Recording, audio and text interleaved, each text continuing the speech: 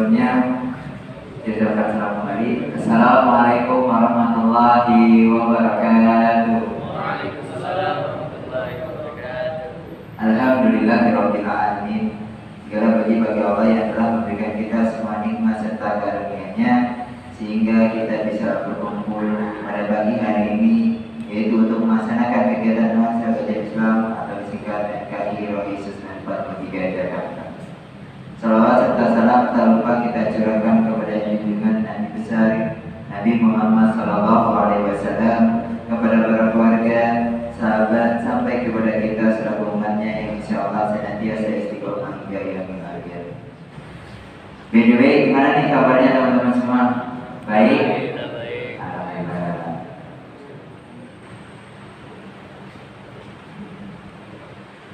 Alhamdulillah baik-baik ya. Sebelum kita mulai acara ini, mari sama-sama kita buka dengan membaca kalimat basmalah. Bismillahirrahmanirrahim. Selanjutnya akan ada pembacaan tilawah dan seri tilawah Al-Quran yang akan disampaikan oleh saudara Amar. Kepada saudara Amar, waktu dan tempat dipersilakan.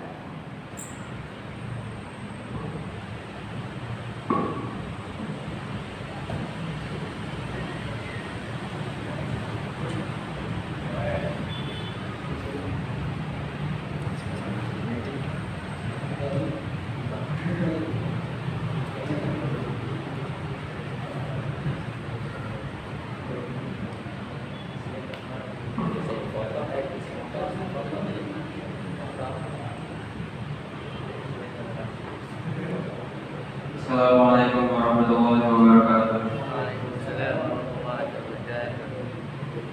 A'udzu billahi minasy syaithanir rajim. Bismillahirrahmanirrahim.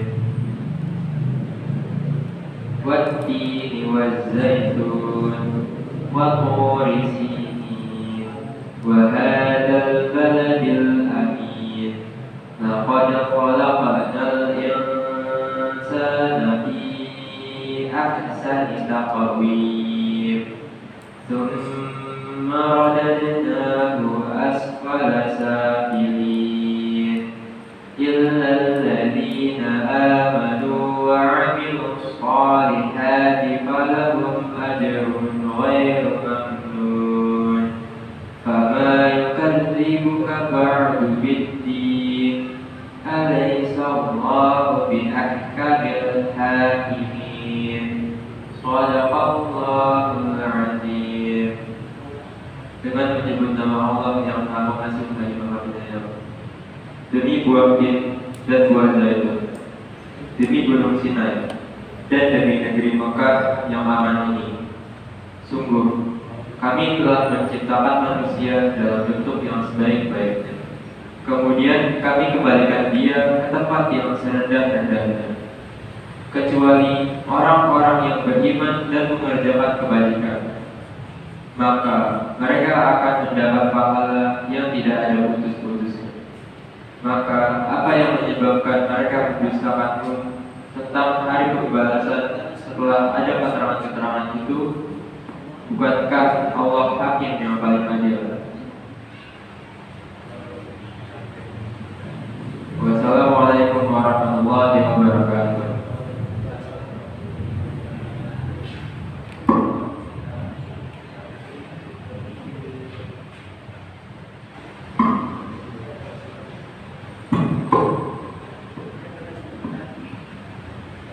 Terima kasih kepada saudara Ahmad atas pembacaannya tilawah dan seri tilawah Al-Quran. Semoga baik yang membaca maupun yang mendengarkan akan mendapat pahala dari Allah Subhanahu wa Ta'ala. Amin amin ya rabbal alamin. Selanjutnya akan ada sesi pemutaran nasyid, diharapkan untuk semua peserta dapat berdiri dan mengikuti nasyid agar menjadi lebih bersemangat. Diri dulu ya. Di layar.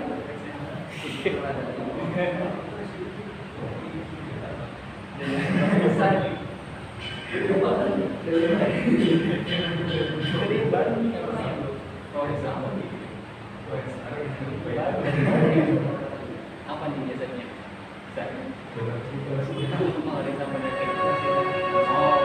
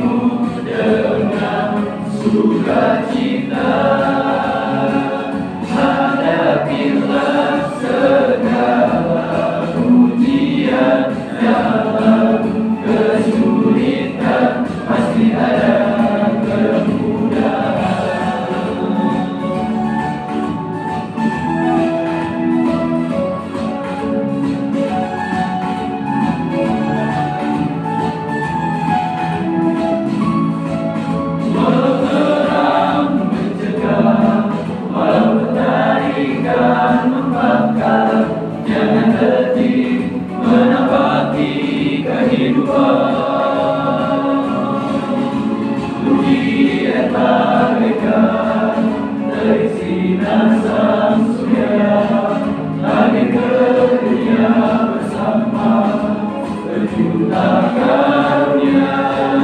Janganlah bertekuk dalam pelukanmu putus asa, janganlah bersimpuh dengan duka. Hadapilah segala tantangan, sambutlah harimu dengan sukacita. Hadapilah segala ujian, dalam kesulitan pasti ada kemudahan. Hadapilah segala tantangan, sambutlah harimu dengan sukacita.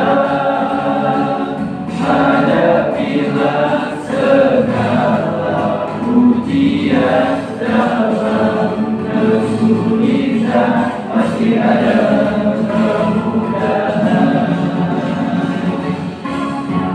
Terima kasih kepada semua peserta. Silakan untuk kembali. Takbir. Teman-teman, kita sudah sampai pada inti acara NKI pada hari ini, yaitu penyampaian materi. Nah, pada tanggal 13 Mei 2023, Rais SMA 43 Jakarta akan mengadakan kegiatan KI episode 43 dengan judul Sultan Muhammad Al-Fatih, Sang Penakluk Kontes Nobel, yang akan dibimbing oleh Bang Sofyan selaku bicara. Yuk langsung aja mari kita panggilkan kepada Bang Sofyan. Mau berdebat, kami silakan.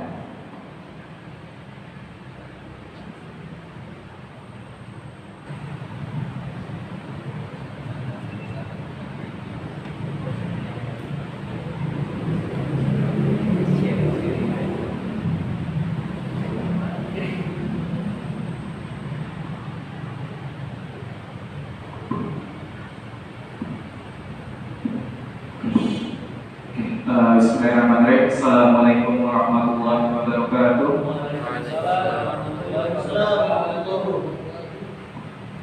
Oke, ya. Tapi terus selamat. Oke, alhamdulillah. Nahmaduhu wa nasta'inuhu wa nastaghfiruh wa na'udzu billahi min syururi anfusina wa min sayyiati a'malina. May yahdihillahu fala mudilla lahu wa may yudlil fala hadiya lahu.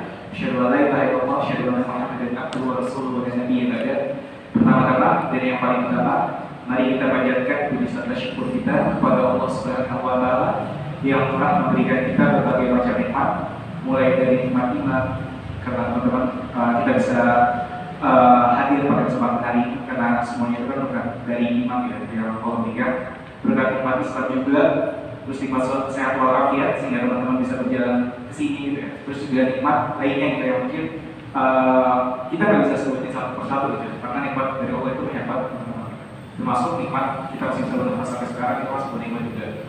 Nah, salam serta salam juga tidak lupa kita curahkan kepada baginda kita sebagai tauladan kita, Nabi besar Nabi Muhammad SAW, yang telah bawa kita dari zaman ke-8 jadi zaman terbenal seperti saat ini. Oke, alhamdulillah teman-teman semua. Kita bisa bertemu lagi pada kesempatan pagi hari ini gitu ya, di kegiatan NKI gitu ya, yang mana di sini kita akan bahas terkait dengan Sultan Muhammad Al-Fatih gitu. Ya mungkin sini teman-teman walaupun kita sedikit lagi gitu ya, dan aku nggak ada ya apa jadi oke, jadi nggak apa teman-teman, walaupun kita walaupun emang kita sedikit gitu ya, tapi tetap semangat ya teman-teman semua buat terus belajar dan juga menambah pengetahuan kita gitu. Nah sini mungkin saya akan bahas terkait dengan Sultan Muhammad Al-Fatih gitu. Jadi teman-teman sini ada yang tahu Sultan Muhammad Al-Fatih itu siapa? Tahu? Sultan Muhammad Al-Fatih tidak tahu bahasa kita ya? Tidak tahu apa kita apa mungkin kalau kita tahu? Lupa. Oke, lupa. Oke, itu Itu tahu nggak? Apa nih? Tahu dong. Sang penakluk Konstantinopel. Betul. Sang penakluk Konstantinopel. Tunggu gitu ya. Tapi benar kok. Karena apa aja yang lihat dari ini baca gitu. Baca. Ini nggak apa sih. Ya betul. Jadi Sultan Muhammad Al-Fatih kalau misalkan secara umumnya benar ya teman-teman, itu adalah sang penakluk Konstantinopel. Jadi Muhammad Al-Fatih sendiri merupakan julukan gitu ya. Jadi nama aslinya itu buat Sultan Muhammad Al-Fatih gitu. Jadi nama itu Mehmet gitu ya. Nanti kita akan bahas lagi di dalam biografinya gitu ya. Nah, jadi Sultan Muhammad Al-Fatih ini adalah sebenarnya sebuah julukan gitu. Sebuah julukan yang mana pada saat itu Sultan itu yang namanya itu bisa berhasil untuk menaklukkan gitu. Jadi Muhammad Al-Fatih itu sang penakluk gitu. Nah, maksud di sini adalah sang penakluk dari Konstantinopel gitu ya. Ya ini nggak ada. Nah, jadi di sini ada prolognya gitu. Jadi Rasulullah SAW bersabda, kota Konstantinopel akan jatuh ke tangan Islam. Pemimpin yang menaklukkannya adalah sebaik-baik pemimpin dan pasukan yang berada di bawah komandonya adalah sebaik-baik pasukan. Ini hadis riwayat Ahmad bin Hanbal Al-Musnad. Jadi sebenarnya ini udah dikasih tahu nih kalau misalkan suatu saat nih Konstantinopel dan kota Konstantinopel yang terkenal gitu dengan kekuatannya gitu, yang terkenal dengan pertahanan yang sangat kuat gitu, dan terkenal dengan prajurit-prajuritnya yang sulit dikalahkan gitu. Nah, tapi pada saat itu Nabi Muhammad bilang gitu ya, ke para sahabat kalau misalkan nanti suatu saat itu akan ada orang yang bisa menembus Konstantinopel gitu. Jadi ini perkara ini sebenarnya sebelum terjadinya penaklukan di Konstantinopel itu sendiri gitu. Jadi udah dikasih tahu nih gitu. Jadi Nabi Muhammad udah dapatkan wahyu ya, terus bilang ke sahabat-sahabat yang lain, oh suatu saat ada kok gitu, orang yang bisa menaklukkan Konstantinopel gitu. Dia tuh adalah sebaik-baiknya pemimpin, itu sebaik-baiknya pasukan. Nah, kenapa sih dibilang sebaik-baiknya pemimpin dan juga sebaik-baiknya pasukan gitu ya? Karena ya kalau misalkan kita bahas sedikit tadi gitu ya, jadi kalau misalkan dari pasukan ataupun pemimpinnya ini adalah pemimpin dan pasukan-pasukan yang taat gitu. Jadi mereka tuh terus beribadah gitu, bahkan ketika malamnya tiba gitu, dan mereka tuh malah melanjutkan sholat malam gitu, sholat malam semua itu diwajibkan gitu buat melaksanakan sholat gitu. Nah itu selalu mereka mengadakan ibadah sholat itu secara berjamaah dan secara bareng gitu. Gak ada satupun orang yang mereka tuh tidur gitu ya ketika beribadah ataupun mereka tuh kalau meninggalkan sholat ataupun meninggalkan sholat berjamaah gitu tentunya. Nah itu nggak ada yang kayak gitu. Makanya disebutkan sebaik-baiknya pasukan gitu, dan sebaik-baiknya juga orang yang memimpin gitu, memimpin pasukan ini gitu. Karena emang orangnya itu pada taatan semua gitu. Makanya disebutkan adalah jika pemimpin yang melakukannya adalah sebaik-baiknya pemimpin dan pasukan yang berada di bawah komandonya adalah sebaik-baik pasukan gitu. Jadi udah dikasih tahu nih gitu ya. Bahkan ini sekitar 800 tahun yang lalu gitu ya. Jadi sebelum 800 tahun kejadian ini tuh udah dikasih tahu gitu. Nah, ini mungkin biografi sedikit. Jadi Muhammad Al-Fatih itu lahir dengan nama asli Mehmet bin Murad. Dia lahir pada tanggal 30 Maret 1432 di Edir, ya susah nih bahasa Edir, ya itu di Bukharan Turki Utsmaniyah gitu ya. Dan ayahnya bernama Sultan Murad II. Dia diketahui merupakan Sultan Turki Utsmaniyah, dan ibunya bernama Mahatun. Sultan Mehmet dikenal dengan nama Muhammad Al-Fatih, berarti penakluk gitu ya. Jadi dari benar kan kalau misalkan Muhammad Al-Fatih itu adalah sang penakluk Konstantinopel gitu ya. Ya, jadi nama Muhammad Al-Fatih itu adalah sebuah julukan, jadi bukan nama aslinya gitu. Jadi nama aslinya itu ya tadi Mehmet bin Murad gitu ya. Oke, terus disebutkan ya, jadi sebutkan juga gitu ya kalau misalkan ketika beliau lahir gitu, itu ada tanda-tanda yang luar biasa gitu. Jadi ketika beliau lahir itu dikatakan bahwa pada saat itu, pada tahun kelahirannya gitu ya, itu menghasilkan kayak kuda-kuda itu kembar gitu ya, kembar gitu. Terus sudah dihasilkan sebuah panen ataupun hasil panen yang banyak gitu. Nah itu sebuah tanda-tanda gitu akan lahirnya seorang yang akan bisa merubah keadaan umat pada saat itu gitu. Dan bahkan bagi Romawi ya pada saat itu yang di sini adalah sang kuasa Konstantinopel pada saat itu melihat gitu, mereka bahkan jatuh gitu. Jadi ketika tahun kelahiran dari Sultan Mehmed ataupun Sultan Muhammad Al-Fatih ini itu terjadi komen itu jatuh gitu, yang mana dalam ramalan Romawi menurut mereka itu akan terjadi sebuah bencana atau sebuah kekalahan gitu dalam di benteng Konstantinopel itu sendiri gitu. Nah, dari situ sebenarnya udah ada tanda-tanda gitu ya akan kehancuran dari Konstantinopel menurut kepercayaan mereka sebenarnya gitu. Karena kan itu kan ramalan dari mereka gitu kan. Kalau misalkan komen jatuh, ya mereka akan hancur gitu misalkan. Nah, tapi bagi umat Muslim juga pada saat itu ditandai sebagai kayak misalkan tadi kuda-kudanya itu lahir kembar misalkan gitu. Terus juga hasil panen tersebut juga banyak berlimpah lagi dan semuanya sejahtera lagi pada saat itu. Dan di sini juga kita bahas terkait dengan yang katanya. Jadi di usia 11 tahun teman-teman Sultan Muhammad Al-Fatih ini dikirim oleh ayahnya untuk memerintah Abbasiyah. Ia merupakan anak didik Syekh Samsudin yang masih merupakan keturunan Abu Bakar As-Siddiq. Jadi Sultan Muhammad Al-Fatih ini anak didiknya itu dari Syekh Samsudin gitu ya. Dan juga ia juga diketahui sudah menguasai bidang ketentaraan, sains, matematika dan menguasai 6 bahasa. Jadi emang kalau pada zaman dulu gitu ya, anak-anak sultan, anak-anak raja itu pasti akan dibantu lagi ya, dibantu buat mereka tuh bisa lebih mengenal banyak ilmu lagi. Jadi bisa lebih mengenal banyak ilmu gitu. Kayak misalkan tadi Sultan Muhammad Al-Fatih, dia tuh bisa tahu ya ada bidang ketentaraan gitu. Jadi gimana sih biar tuh tentaranya itu bisa kuat misalkan gitu. Terus juga apa aja yang bisa memenangkan sebuah peperangan misalnya gitu.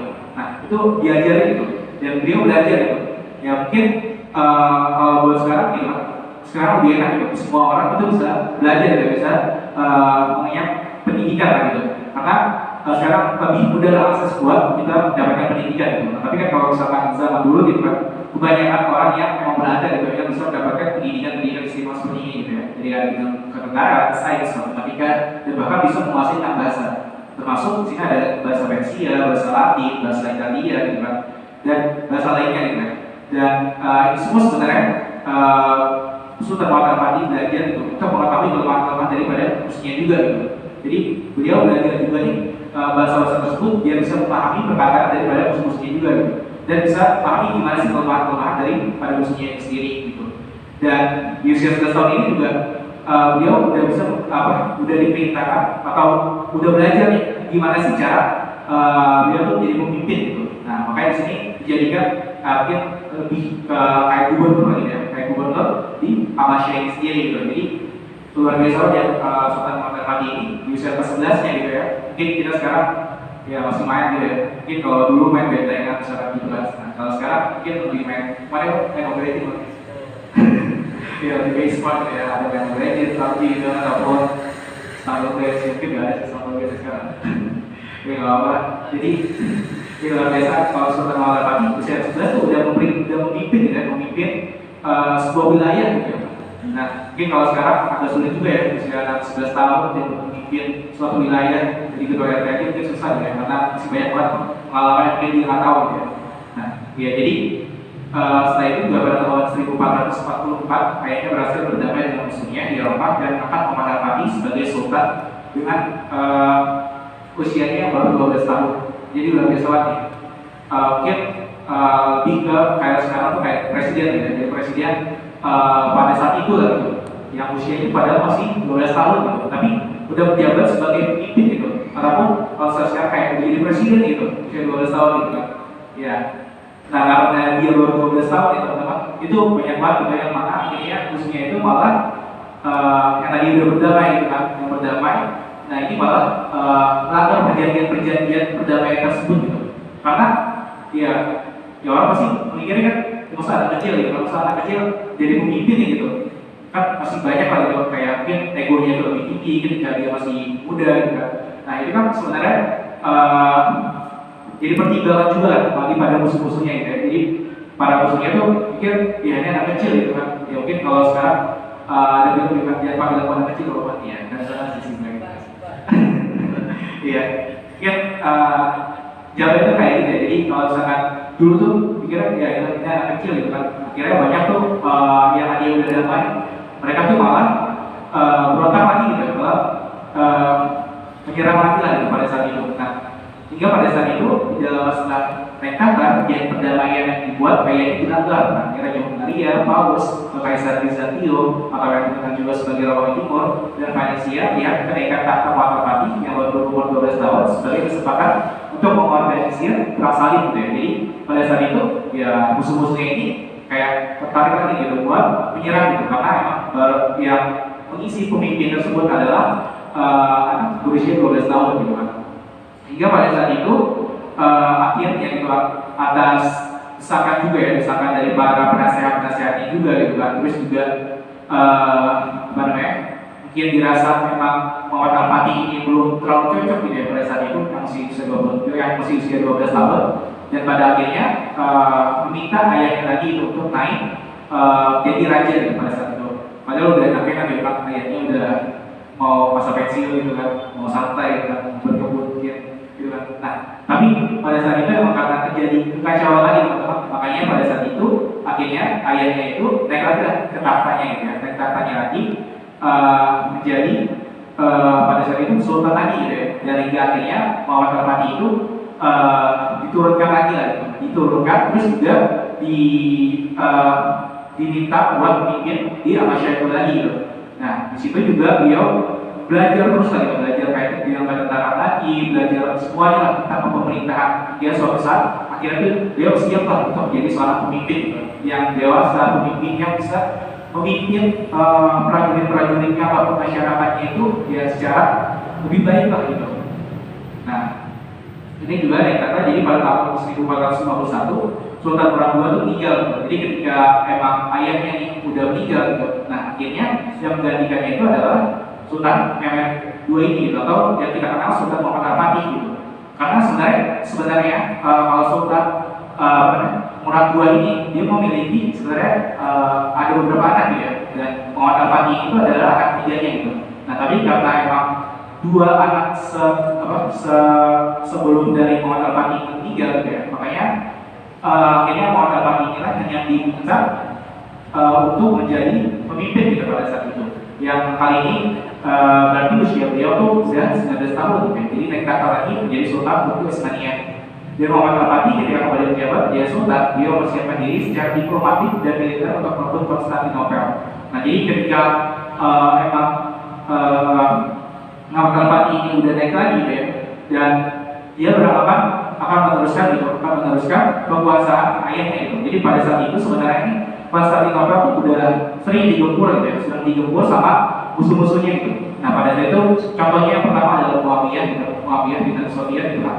Itu udah pernah sekali digempur Konstantinopel, tapi pada saat itu belum bisa menembus Konstantinopel. Terus setelah itu ada lagi Umayyah gitu ya. Pada saat itu Umayyah juga nggak bisa menembus, dan bahkan Sultan dari yang Utsmaniyah ini juga pernah menyerang Konstantinopel. Itu namanya tuh Sultan Bayezid kalau nggak salah. Bayezid itu kakek dari Muhammad Al-Fatih juga menyerang gitu, tapi tidak tembus juga nih Konstantinopel gitu.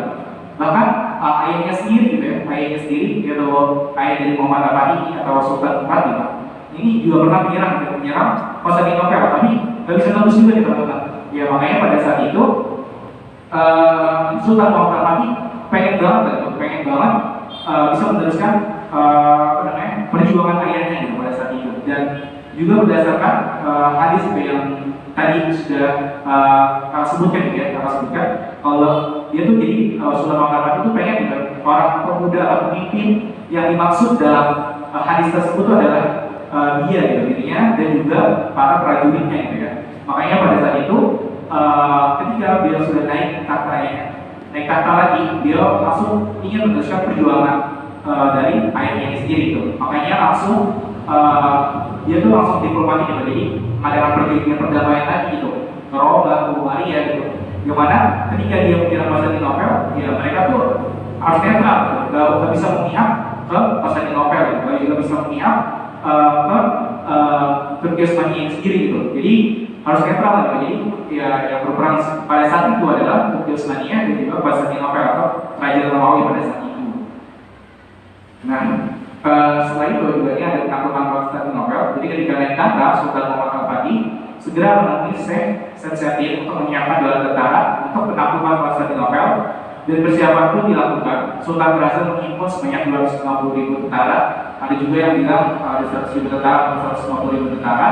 Nah, jadi setelah naik tahta, udah mau tahu itu tujuannya itu adalah untuk melakukan Konstantinopel pada saat itu, dan hingga akhirnya beliau mempersiapkan itu semua gitu. Kan tadi udah mempersiapkan dari 1451 ya, jadi sekitar 2 tahunan itu udah dipersiapkan gitu ya. Selama 2 tahun beliau terus mempersiapkan buat peperangan di Konstantinopel tersebut gitu ya. Nah, setelah proses persiapan yang tinggi, akhirnya Sultan Muhammad Al-Fatih tiba di kota Konstantinopel pada hari Kamis 26 Rabiul Awal 457 Hijriah atau 6 April 1453 Masehi. Di hadapan tentaranya Sultan Mehmed II atau Muhammad Al-Fatih berkhutbah mengingatkan tentara kelebihan jihad, kepentingan memuliakan niat, dan harapan kemenangan di hadapan Tuhan. Jadi pada saat itu Sultan Muhammad Al-Fatih untuk menyemangati prajurit-prajuritnya, untuk menyemangati para pasukannya, dia tuh bilang ya, kalau misalkan kita tuh akan berjihad kepada Allah yang mana ketika kita meninggal pun kita akan mati syahid gitu ya. Dan dia juga bilang ke musuhnya gitu, pokoknya di antara dia yang bakal meninggal gitu atau mereka yang akan hancur gitu. Intinya sih kayak gitu ya. Jadi bilang kayak gitu, yang mana itu juga sebagai semangat untuk dirinya dan juga para pasukannya gitu. Dan ini berkhutbah terkait dengan pokoknya itu mungkin kalau sekarang itu lebih ke orasi gitu ya, orasi biar teman-teman ataupun pasukan ataupun para peserta yang misalkan itu lebih bisa semangat lagi lah untuk menyuarakan aspirasi-aspirasinya kalau sekarang. Nah, kalau misalkan dulu biar bisa lebih semangat lagi gitu ketika menghadapi peperangan tersebut gitu. Jadi nggak takut nih untuk menghadapi peperangan tersebut gitu. Nah, dia juga membacakan ayat Al-Quran mengenai serta hadis Nabi Muhammad SAW tentang pembukaan kota Konstantinopel. Dan ini semua memberikan semangat yang tinggi pada bala tentara, dan lantas mereka menyambutnya dengan zikir, pujian dan doa kepada Allah Subhanahu Wa Taala. Dan hingga akhirnya peperangan itu memakan waktu selama 24 hari. Konstantinopel secara Konstantinopel didukung secara besar-besaran oleh pasukan Turki Utsmaniyah di bawah komando Muhammad Al-Fatih. Ya, jadi peperangan ini dikatakan juga terjadi selama 50 harian lebih lah gitu. Mungkin di sini mungkin 54 harian ya, 54 harian di mana ini kan luar biasa banget, berarti kan menghabiskan banyak dana ya pada saat itu, menghabiskan banyak dana buat bahkan buat bikin meriamnya, buat melatih pasukannya gitu kan, bahkan sampai mempersiapkan makanannya gitu, mempersiapkan makanan para tentaranya pada saat itu. Beliau tuh mempersiapkan selama 54 hari atau 22 hari lebih lah gitu ya, buat mempersiapkan atau untuk bertahan hidup gitu, ketika peperangan tersebut terjadi kayak gitu ya. Nah, juga pasukan Turki Utsmaniyah ini juga melakukan blokade laut dengan ratusan kapal perang maupun pada Konstantinopel. Dan juga Sultan Muhammad Al-Fatih pun melancarkan serangan besar-besaran Konstantinopel yang kala itu diperintah oleh Kaisar Bizantium Konstantinus ke-11 Palaiologos. Susah banget ya nama orang dulu gitu. Oke, mungkin nama orang dua sih tempatnya itu susah banget. Mungkin kalau di sini panggil aja Agus juga ya, jadi ya mungkin singkat bahasa itulah kayak si Palaiologos ya. Jadi pada saat itu kan dipimpin oleh Palaiologos ini sendiri gitu ya. Dan jadi penyerangannya itu jadi Muhammad Al-Fatih kan udah memikirkan strategi. Jadi sebelumnya itu kan selama 2 tahun udah memikirkan gimana sih cara buat menghancurkan benteng-benteng yang ada di Konstantinopel, yang mana sulit banget ditembus oleh musuh-musuh pada zaman dulu gitu kan. Nah, itu udah direncanakan ya. Jadi ada pasukan yang emang diarahkan untuk menyerang laut gitu kan, menyerang secara darat gitu kan pada saat itu. Dan ada juga penyerangan-penyerangan yang kalau misalkan berdasarkan buat yang dari panahnya itu gimana gitu kan. Terus juga perang buat kedepannya itu gimana, misalkan ada pasukan budaya dulu gitu. Nah, itu sebenarnya udah ada strategi-strategi dari Muhammad Al-Fatih sendiri gitu. Dan dikatakan juga dalam mempertahankan Konstantinopel agar tidak jatuh ke tangan bangsa Turki, Kaisar Bizantium dibantu oleh sejumlah pasukan dari Italia yang dipimpin oleh Giovanni Giustiniani gitu. Jadi Kaisar Romawi ini juga dia tuh takut juga nih, takut sama anak yang usianya itu ya kalau 1453 berarti sekitar eh, sekitar 21 tahun ya, 21 tahun. Jadi walaupun usia 21 tahun, tapi tetap kita berdiri gitu pada zaman dulu ya. Karena memang apa namanya, pada zaman itu kan juga Turki Utsmani itu terkenal dengan kerajaan Islam terbesar di masa itu. Dan karena melakukan penyerangan ya pasti tahu juga loh ya, namanya orang ya ketika diserang pasti tahu juga, dan akhirnya dia berkoalisi gitu masa itu oleh pemimpin dari Italia ya, yaitu Giovanni Giustiniani gitu ya. Jadi walaupun Turki Utsmani ya pada saat itu sendirian ya, tapi hingga akhirnya kita lihat lagi nanti apakah bakal menang gitu ya. Biasanya kalau misalkan ada sejarah itu udah bisa menang gitu ya. Jadi tapi kalau mungkin lebih spesifik lagi aja gitu.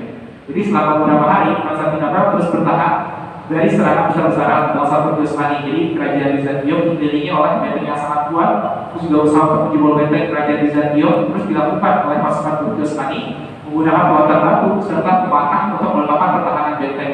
Dan juga kemudian menggunakan meriam untuk menjebol benteng kerajaan Bizantium. Jadi tentang semua ini, jadi sesuai dengan tadi saya sampaikan juga ya. Jadi udah ada di pos-posnya yang udah dibikin oleh Sultan Muhammad Al-Fatih pada saat itu. Jadi ada yang pelontar batu, ya karena waktu dulu kan mungkin belum ada secanggih sekarang gitu kan, kayak sekarang ada stamper, misalkan itu kan itu belum secanggih sekarang gitu ya, kayak masih ada pelontar batu, terus mungkin di gambarannya itu ada lagi itu beberapa batu itu yang susah lah jelasnya. Ya makanya ada lagi pelontar batu, terus juga ada serta panah, terus juga melemahkan pertahanan benteng, terus juga ada kemudian menggunakan meriam gitu. Pada saat itu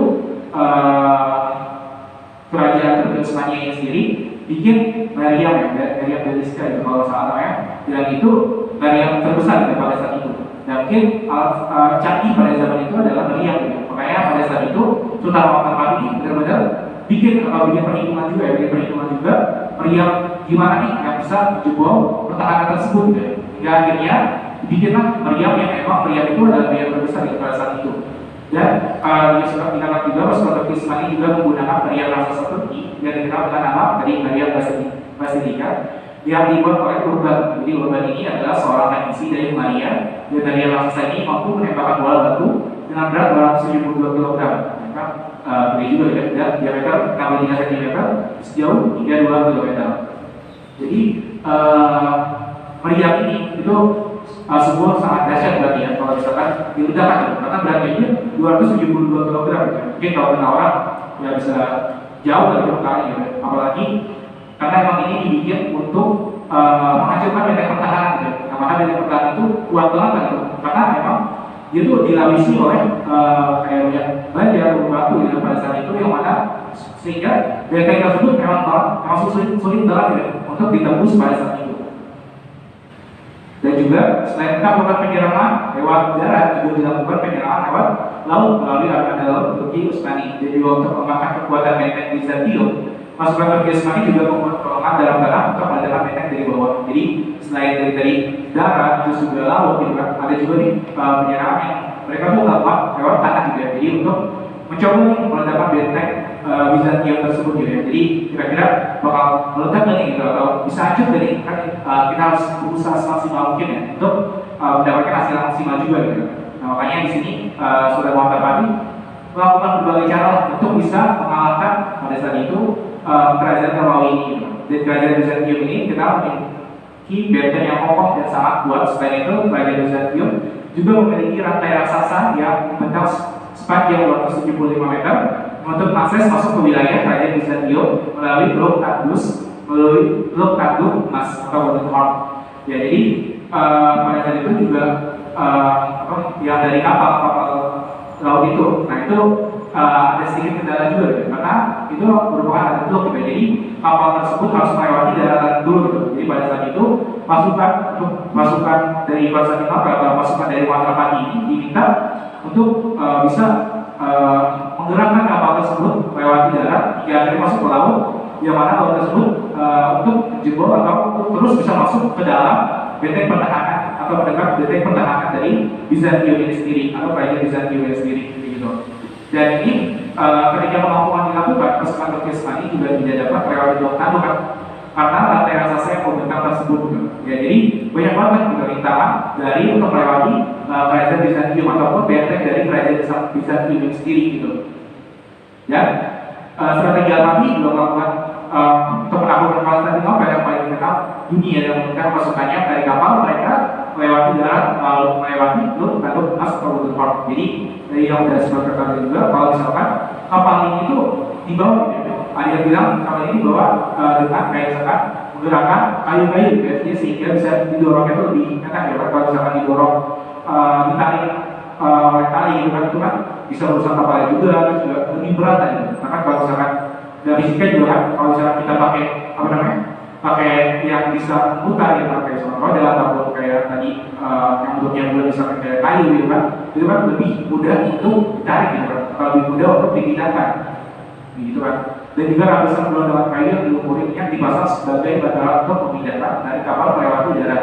Dan juga pekerjaan itu dilakukan oleh pasukan Turki Utsmani dalam satu malam gitu ya. Jadi luar biasa banget. Jadi saking mau menaklukkan gitu kan kerajaan Bizantium atau benteng Bizantium ya, untuk Konstantinopel tersebut ya mereka melakukan usaha yang maksimal gitu ya. Bahkan pada saat itu ya untuk istirahat itu hanya sebentar gitu, karena emang sisanya itu dipakai untuk berusaha bagaimana cara ini bisa menaklukkan Konstantinopel gitu ya. Sehingga keesokan harinya mereka berhasil menyeberangkan sekitar 88-nya melewati Bukit Ulum dan Emas. Dan setelahnya Konrad kemudian memerintahkan pasukannya untuk melakukan serangan besar-besaran. Nah, jadi ketika yang sudah melewati Tol Tanduk Emas tersebut gitu ya.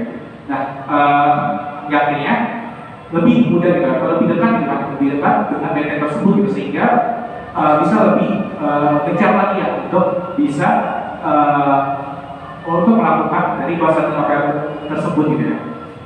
Dan juga serangan besar-besaran pasukan Turki Utsmani ini juga membuat pasukan Bizantium kewalahan gitu. Jadi mereka bertahan kemudian mempertahankan benteng dari serangan Turki Utsmani gitu. Karena emang pada saat itu kan ya karena kenapa sih gitu, kenapa bisa sekuat itu gitu. Jadi kalau misalkan dulu kenapa peperangan kita bisa menang terus gitu. Karena emang dari pasukan kita itu nggak takut mati ya, nggak takut mati. Dan juga karena kita semua tuh pada saat itu bukan kita sih ya orang zaman dulu gitu ya, itu beribadah kuat gitu ya, dan keimanan mereka itu kuat banget. Jadi mungkin ketika emang nyawanya mereka harus dipertaruhkan pada saat itu, mereka nggak akan khawatir gitu, mereka nggak akan takut gitu, karena emang di dalam Al-Quran gitu ya, kalau misalkan ketika mereka meninggal gitu, pada saat perang gitu, dalam keadaan kebaikan gitu, maka dia akan masuk ke dalam surganya Allah gitu, atau dihitung sebagai mati syahid gitu. Makanya pada saat itu masuk pada saat itu terkenal dengan paling kuat gitu, karena emang pasukan Islam itu nggak takut mati gitu ya pada saat itu. Dan hingga akhirnya dalam serangan besaran tersebut Giovanni Giustiniani dan sebagainya dari Genoa yang membantu kerajaan Bizantium untuk kawalan buat pasukan Italia mundur ke pelabuhan gitu. Dan mundurnya pasukan Italia ini membuat pasukan kerajaan Bizantium bertahan sendiri hingga mati-matian dari serangan, dan juga tak kuasa menahan serangan. Dengan pertahanan kerajaan Bizantium kemudian dapat ditembus oleh pasukan Janiasari dari Turki Utsmani. Jadi pada saat itu karena emang udah lama juga nih, udah lama gitu kan, tadi sampai 50 harian gitu, sampai 50 harian terus diserang terus berkumpul gitu kan ya. Kalau misalkan lama-lama kan juga ya layaknya batu gitu ya, batu ketika dia terkena air gitu, lama-lama dia juga akan misalnya dia berubah, jadi pecah gitu kan. Belajar kan? Belajar kan? Ya jadi begitu pun juga dengan usaha ya. Ketika usaha kita memang udah maksimal gitu, udah banyak tempur-tempuran di dalam pertahanannya, di benteng yang disebut banyak tempuran. Kalau misalnya tempuran terus terjadi selama berlama gitu, sampai 50 hari ya tadi kan, ya berarti ya lama-lama benteng tersebut juga akan ini ya apa namanya, nggak akan kuat lagi gitu, nggak akan sekuat yang pertama kali gitu, nggak akan sekuat pertama kali ketika dia tuh diserang gitu. Layaknya tadi yang hukum apa tadi kan itu lebih ke hukum fisika gitu ya. Jadi ketika batunya tersebut ditedeskan air terus ya itu akan berubah misalnya gitu, atau misalkan lebih mudah untuk dipatahkan atau lebih mudah dihancurkan gitu. Dan hingga akhirnya pada saat itu bahkan koalisi dari kerajaan Bizantium ini kayak misalkan Italia gitu. Nah ini kira-kira memundurkan pasukannya gitu ya, karena memang pada saat itu pemimpin dari pasukan ini terluka parah gitu. Nah hingga akhirnya Pada saat itu Turki Utsmani yang dipimpin oleh Sultan Mangkapati bisa masuki benteng tersebut ya, bisa masuki pertahanan tersebut. Jadi Kaisar Bizantio Konstantinus 11 Palaiologos bertempur sampai mati bersama pasukannya mempertahankan bentengnya. Sebagian pasukan Bizantio yang lain mungkin yang menyerah. Jadi ketika emang pemimpin dari Kaisar Bizantio ini adalah meninggal ya, akhirnya banyak dari pasukannya itu akhirnya menyerah ya. Kalau zaman dulu kan pasti kalau misalkan pemimpinnya udah meninggal atau pemimpinnya udah kabur ya kan, nah itu pasti pasukannya itu akan menyerah gitu.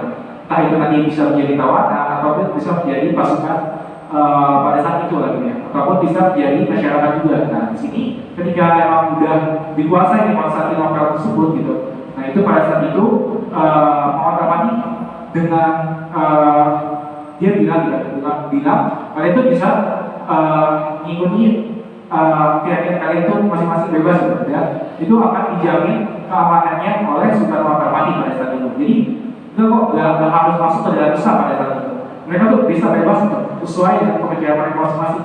Ini Islam itu saking tidak ada damainya ya, sampai saat itu tidak ada damainya gitu. Jadi mengajak orang tuh ya diserahkan ke mereka itu, nggak harus dengan paksaan untuk bisa menerima Islam ya. Jadi mereka harus masuk Islam ya secara sadar mereka sendiri ya, bukan secara paksaan. Nah ini juga terdapat pada zaman dulu ya, ketika udah berhasil nih masuk ke dalam Kaisaran Romawi pada saat itu kan, hingga yang di dalamnya tersebut tuh banyak masyarakat sekitar yang mengungsi pada saat itu. Nah tapi mereka tuh dibunuh gitu, dibunuh sama Sultan Mangkapati. Bahkan mereka dijamin keamanannya pada saat itu, dan bahkan mereka nggak harus masuk ke dalam Islam. Jadi mereka boleh tetap mempercayai kepercayaan mereka masing-masing gitu ya. Dan hingga pada tanggal 29 Mei 1453 Sultan Mehmed II Mangkapati bersama dengan pasukan Turki Utsmani berhasil menguasai kota Konstantinopel dari kerajaan Bizantium. Hal ini juga menandai jatuhnya Kekaisaran Romawi ke tangan pasukan Turki Utsmani, dan ini juga menandai berakhirnya abad pertengahan. Jadi pada saat itu setelah memang Romawinya ini udah bisa dikuasai ya oleh Raja Turki Utsmani ya pada saat itu. Nah, hingga pada saat itu berakhirnya abad pertengahan gitu. Dan dikatakan juga Sultan Mehmed II atau Mangkapati kemudian mengubah nama Konstantinopel menjadi Istanbul, dan juga dia juga menjadikan Istanbul sebagai ibu kota negara dari Kerajaan Turki Utsmani dan mengubah gereja Hagia Sophia menjadi masjid. Mungkin sebelum-sebelumnya yang pernah kita dengar sekarang kan juga jadi masjid tadi ya, sebelumnya menjadi museum gitu kan. Nah, hingga ini sekarang kan jadi masjid tadi Hagia Sophia. Jadi dulunya itu gereja Hagia Sophia dan jadi masjid ya. Dan setelah melakukan ini juga Sultan Mehmed II kemudian digelar sebagai Fatih Sultan Mehmed Han II atau Muhammad Fatih, yang berarti Muhammad Sang Penakluk ya. Jadi yang tadi disampaikan juga bahwa Muhammad Fatih ini adalah itu julukan bahwa Sultan Mehmed ini adalah Sang Penakluk ya. Dan juga orang yang dia julukannya sebagai Grandi Aquila, yang berarti Sang Orang Agung ya pada saat itu. Nah, jadi pada saat itu setelah menguasai Konstantinopel ya, itu kenapa sih kita mungkin banyak yang juga kenapa banyak orang yang merebutkan pada saat itu buat menguasai Konstantinopel ya. Nah itu sebenarnya kenapa sih Konstantinopel itu banyak diperebutkan ya, termasuk di sini ada Turki Utsmani ya, karena emang perdagangannya itu yang strategis gitu ya, yang strategis pada saat itu, sehingga banyak orang yang berdagang di situ, bahkan masyarakat di situ sejahtera karena emang lebih strategis lah buat lawan perdagangan tersebut gitu ya. Hingga akhirnya direbutkan atau banyak yang mau merebut kerajaan dari Bizantium ini, ataupun kerajaan Romawi Konstantinopel ini gitu. Dan situ juga merupakan pusat ataupun ya pusat Kristen Ortodoks pada saat itu ya. Jadi ini juga merupakan kekalahan ya dari pada saat itu. Dan juga setelah Sultan Mangkapati bisa menguasai Konstantinopel ini, akhirnya makanya pada saat itu kota Turki Utsmani yang pada saat itu dipindahkan ke Konstantinopel karena memang perdagangannya itu lebih strategis di situ. Dan juga karena emang waktu itu kan banyak banget kayak kehancuran pada saat itu, dan bahkan banyak banget masyarakat yang meninggal. Akhirnya banyak juga tuh masyarakat yang Turki Utsmani yang tinggal di kota-kota lain, di kota-kota sebelumnya gitu ya, itu dipindahkan ke Konstantinopel gitu, untuk bisa melanjutkan perdagangan di Konstantinopel itu sendiri, dan juga melanjutkan kehidupan. Jadi biar sedikit doang gitu di pasar novel sendiri. Dan ketika emang sudah sudah bisa menguasai kursi novel, dan Muhammad Fatih ini juga bisa menguasai Serbia gitu. Walaupun pada saat itu Serbia pertama kali Muhammad Fatih itu kalah gitu ya melawan Serbia. Akhirnya diserang lagi Serbia pada saat itu dan bisa menang. Terus juga banyak lagi itu daerah-daerah yang memang bisa dikuasai Sultan Muhammad Fatih. Mungkin yang lebih mencoloknya lagi ataupun yang lebih terkenalnya lagi pada saat itu adalah Kerajaan Wallachia ya, atau siapa namanya? Ya pokoknya yang terkenal dengan Dracula-nya itu kan. Nah itu bisa dikuasai oleh Sultan Muhammad Fatih pada saat itu. Yang terkenal dengan raja yang sangat tinggi sebenarnya pada saat itu bisa dilawan oleh Sultan Muhammad Fatih. Dan hingga akhirnya Sultan Muhammad Fatih ini meninggal di bulan Mei 1481 yang mana dia meninggal di usia 49 tahun gitu. Ya, karena kondisinya emang pada saat itu lemah atau mengalami sakit kayak gitu. Jadi Sultan Muhammad Fatih ini teman-teman itu adalah seorang pemimpin yang luar biasa gitu. Jadi seorang pemimpin yang sudah dikasih tahu ya oleh Nabi Muhammad bahkan ada pemimpin yang terbaik ya. Nah pemimpin yang terbaik ini ternyata adalah dari Sultan Mehmed II ini atau yang kita kenal dengan Sultan Muhammad Fatih. Nah jadi hikmah dari menaklukkan Konstantinopel itu sendiri apa sih gitu ya?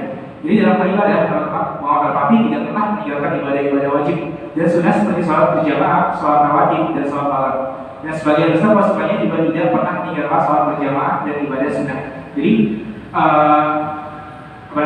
ketika mungkin juga teman-teman sering dengar ya. Jadi ketika kita mau mendapatkan dunia, gitu, maka kita juga harus memperbaiki buat akhiratnya ya. Jadi perbaikilah sholat, maka dunia akan menjadi misalkan kayak gitu kan. Coba sih, mungkin banyak teman-teman yang pernah dengar kayak gitu ya. Jadi itu benar teman-teman. Jadi ketika kita mau mendapatkan dunia, kita juga harus kejar akhiratnya gitu. Tapi nggak harus kejar akhirat terus gitu. Karena dalam Islam juga ada namanya prinsip tawazun ya, seimbang gitu ya. Jadi kita harus bisa menyeimbangkan antara dunia dan juga akhirat gitu ya. Jadi nggak benar juga ya kalau kita mengejar akhiratnya aja gitu ya. Kita harus berusaha gitu ya. Makanya kita ada namanya kode dan kode gitu ya. Jadi kita harus bisa berusaha juga, ada namanya ikhtiar tawakal gitu ya. Jadi kita ikhtiar dulu bertawakal gitu ya. Dan kita juga harus tetap ingat, jadi kita nggak harus akhirat terus, kita nggak harus dunia terus, kita harus tetap seimbang gitu ya. Ya sini juga, tapi dalam hal ibadah yang wajib kita lakukan, maka harus kita lakukan teman-teman. Layaknya dari Muhammad Fatih, bahkan beliau tuh terus melakukan sholat sunnah, gitu, sholat tahajud pada saat itu untuk meminta kebenaran. Nah, itu pun juga kita teman-teman. Makanya kita harus ketika kita mau misalnya sekarang mungkin kita mau sukses di dunia ini, mendapatkan pekerjaan yang layak, terus ya teman-teman di sini ada yang mau mendapatkan PTN yang layak, gitu, atau PTN yang teman-teman impikan, ya maka teman-teman juga harus berdoa sekencang mungkin gitu ya. Ya, jadi harus berdoa sekencang mungkin selain dari usaha yang teman-teman lakukan belajar gitu. Teman-teman juga harus berdoa ya, untuk berdoa terus melakukan ibadah-ibadah yang memang itu dianjurkan gitu. Kayak sholat tadi, sholat tahajud, dan juga sholat wajibnya juga jangan ditinggalkan seperti itu.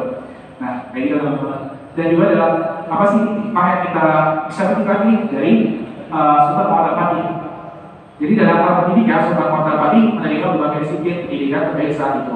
Jadi Muhammad muda bahkan diasuh oleh ulama paling berpengaruh saat itu yakni Syekh Syamsuddin Al-Wali.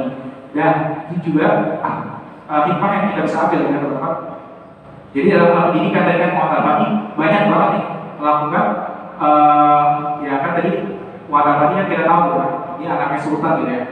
Nah mungkin kalau misalkan sekarang banyak gitu orang-orang yang di luar sana ketika emang orang tuanya udah kaya gitu, lebih enak gitu, maksudnya lebih mungkin mereka pilih untuk pura-pura gitu ya atau kayak gitu. Tapi enggak gitu, enggak dengan Sultan Muhammad Fatih. Dia tuh malah terus belajar gitu kan. Yang mana ini tuh untuk mempersiapkan emang buat dirinya gitu ya. Nah, ini contohnya tadi adalah dalam pendidikan ya. Jadi pendidikan bukan hanya bidang pendidikan pemerintahannya saja gitu, tapi bidang pendidikan secara keseluruhan gitu. Kayak dari matematika, terus juga bidang pembelajaran itu harus dipelajari. Jadi teman-teman sini juga ketika teman-teman sekarang sekolah ya, teman-teman juga harus belajar banyak lah ya. Belajar selain dari sekolah, atau mungkin juga ada yang belajar private gitu kan, ataupun teman-teman sekarang juga termasuk dari kegiatan proses belajar gitu ya, karena belajar agama juga gitu kan, IMKI, ROIS gitu kan. Itu kan proses dari belajar juga yang mungkin teman-teman nggak bisa dapetin gitu ya. Ketika teman-teman belajar secara umum gitu ya, di sekolah, gitu, di kelas, mungkin nggak dapat gitu kan. Pelajaran-pelajaran kayak ini kan, kayak akidah, dari akidah kan kita juga ada akidah, terus fikih gitu kan, terus sekarang sirah gitu kan. Mungkin juga nanti tentatif gitu kan, tentatif untuk mengembangkan suatu teman-teman yang mana teman-teman nggak bisa dapetin di kelas-kelas gitu kan. Nah, makanya teman-teman beruntungan juga buat masuk proyek ini karena bisa mengembangkan soft skill ataupun bisa belajar yang emang gak bakal bisa didapatkan ketika di kelas gitu kan. Dan itu gratis teman-teman ketika teman-teman masuk dalam proyek ini atau belajar gitu kan. Nah, jadi juga selama mendapat ini dia di dalam belajar. Nah, itu juga teman-teman mungkin teman-teman ada yang masuk ke dalam PTN yang teman-teman ini kan teman-teman harus bisa lebih giat lagi untuk belajarnya gitu ya. Jadi bisa lebih giat lagi belajarnya terus sehingga apa yang teman-teman impikan itu bisa sejalan atau bisa sesuai dengan yang kalian harapkan gitu ya. Tapi juga jangan takut gitu, jangan takut ketika wah nanti mau masuk PTN tapi masa fokus di ROIS doang gitu. Dan gitu teman-teman. Jadi kan di Allah kan tidak sedikit ya. Di Qur'an Allah pada ayat 7 gitu kan. Yang mana dari waladina amanu intam sebuah ayat subuh wesatu apa dengan gitu kan. Wahai orang yang beriman, kalau agama Allah, maka Allah akan menolongmu dan menemukan kedudukan gitu kan ya.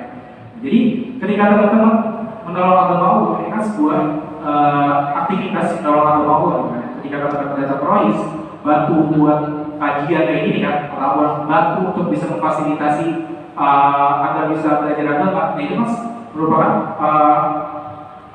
kegiatan teman-teman untuk menolong agama Allah. Nah ini kan janji Allah ya, ini janji Allah. Masa janji orang aja teman-teman percaya ya, apalagi janji Allah itu. Masa janji Allah nggak percaya ya?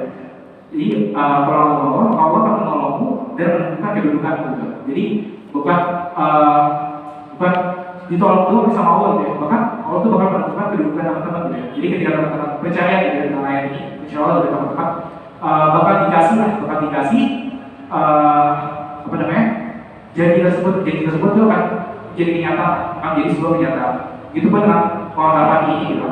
Jadi pengantar pagi ini dia tuh percaya banget sama Allah, percaya banget dengan ajaran agama Islam, sehingga apa yang dia yakini gitu ya pada saat itu bisa kejadian atau bisa jadi sebuah kenyataan gitu. Terus yang lainnya yang bisa teman-teman ambil yaitu adalah kepribadian dari Sultan Muhammad Al-Fatih gitu ya. Jadi kepribadian Sultan Muhammad Al-Fatih ada senantiasa bertawadhu dan rendah hati gitu ya. Dikisahkan Sultan sampai buka baju dan sebaiknya untuk ikut mengangkat batu dan pasir demi mendirikan benteng Rumeli di Sari ya. Jadi pada saat itu Sultan Muhammad Al-Fatih gitu, sebagai seorang pemimpin dia nggak bersikap jumawa, nggak bersikap tinggi hati. Bahkan dia itu membantu para pasukannya untuk bisa menaklukkan Konstantinopel. Mungkin kalau sekarang ya lebih ketika emang dia udah menjadi raja, menjadi sultan, mungkin dia akan bantu memimpin peperangannya ya kan. Biasanya kan lebih ke panglimanya gitu kan. Nah, tapi pada saat itu Sultan Muhammad Al-Fatih yang memimpin sendiri pasukannya, bahkan membantu ketika emang persiapan untuk menghadapi peperangan tersebut gitu ya. Nah mungkin ini juga teman-teman bisa bisa aplikasikan ya apa yang sudah dilakukan oleh Sultan Muhammad Al-Fatih, yaitu bersikap tawadhu atau rendah hati gitu ya. Jadi nggak sombong gitu ya, tetap bekerja sama gitu kan. Misalkan teman-teman sekalian tetap bekerja sama gitu ya untuk menjalankan sebuah aktivitas dakwah ini, untuk menjalankan kebaikan ini gitu. Jadi enggak sendirian aja gitu ya. Jadi teman-teman bisa tanya juga nih gitu ya kata teman-temannya mungkin yang ada sekarang kenapa adanya gitu kan. Jadi sehingga mereka juga bisa ternyata ada yang bisa ternyata ada ya perhatian sama aneh misalnya gitu kan. Jadi sehingga mereka tuh bisa merasa dirangkul lagi lah gitu, untuk bisa masuk ke dalam sini gitu kan. Nah kayak gitu. Jadi teman-teman bisa mengajak teman-teman yang sekarang nggak bisa hadir gitu ya, itu bisa ke depan bisa hadir lagi, kita bisa semangat lagi untuk masuk ke dalam atau mengikuti aktivitas di ROIS ini gitu. Jadi mulai tadi BMAI, IMKI dan kita mentoring gitu, itu bisa lebih semangat lagi lah gitu. Jadi bisa teman-teman tarik lah gitu teman-temannya mungkin sekarang nggak hadir gitu ya. Terus juga persiapan yang sangat matang. Jadi dalam peperangan tadi Sultan Mahmud kan lakukan semuanya itu selama 2 tahun ya untuk bisa menguasai Konstantinopel. Itu pun dengan teman-teman mungkin sekarang ketika teman-teman mau melaksanakan apa nih, misalkan mendapatkan PTN atau mendapatkan apapun yang teman-teman impikan, ya teman-teman mulai dari sekarang harus bisa nyicil lah ya, nyicil buat belajarnya. Jadi bisa planningnya di belajar planning A itu apa, planning A, B, C-nya itu kayak gimana gitu.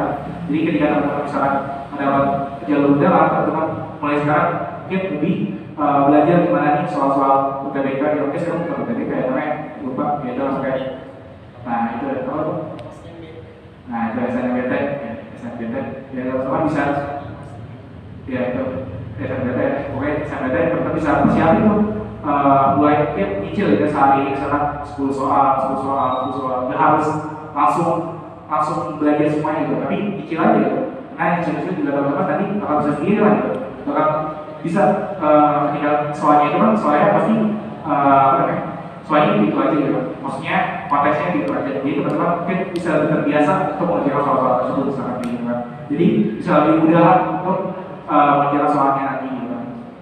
Terus juga strategi yang saya dilakukan harus maksimal. Nah, jadi ketika teman-teman memang mau mendapatkan hal yang hasil maksimal, teman-teman juga harus bisa usahanya juga bisa maksimal. Jika teman-teman mau mengajak agar anak voice ini bisa menjadi yang banyak, bisa mendapatkan banyak nih, ya teman-teman juga usahanya harus bisa maksimal juga.